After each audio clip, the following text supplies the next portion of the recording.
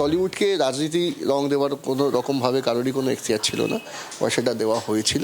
নতুন সরকারের প্রশংসায় তৃণমূল নেতা সোহম চক্রবর্তী। টলিউড নিয়ে মুখ খুললেন সোহম চক্রবর্তী। টলিউডের সমস্যা নিয়ে তিনি নিজে প্রাক্তন মুখ্যমন্ত্রীকে জানিয়েছিলেন, কিন্তু তাতে কোনো সুরাহা হয়নি।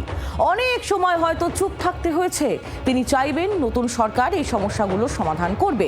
এ বিষয়ে তিনি মুখ্যমন্ত্রী শুভেন্দু অধিকারীর সঙ্গে কথাও বলবে বলে জানান সোহম চক্রবর্তী।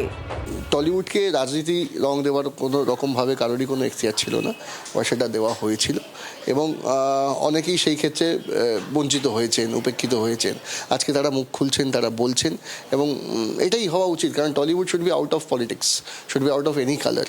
তো এবং টলিউডে সবাই মিলে আমরা একসঙ্গে কাজ করব, যেভাবে আমি যে টলিউডকে ছোটোবেলা থেকে দেখেছি, বড় হয়েছি, ঠিক আছে। তো সুতরাং সেই টলিউডের নয়, এবং বিভিন্ন বিশেষ করে একটা প্রোডাকশন হাউস হিসেবে বলছি আমি, যেটা আমাকেও প্রচুর রকমভাবে ফেস করতে হয়েছে।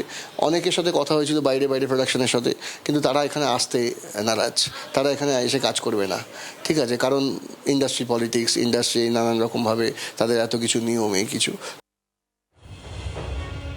সোহম চক্রবর্তী তার বক্তব্য আপনারা শুনছিলেন। নতুন সরকারের প্রশংসা যেমন তার গলায় শোনা গেল, তেমনি টলিউড নিয়েও কিন্তু তিনি মুখ খুললেন।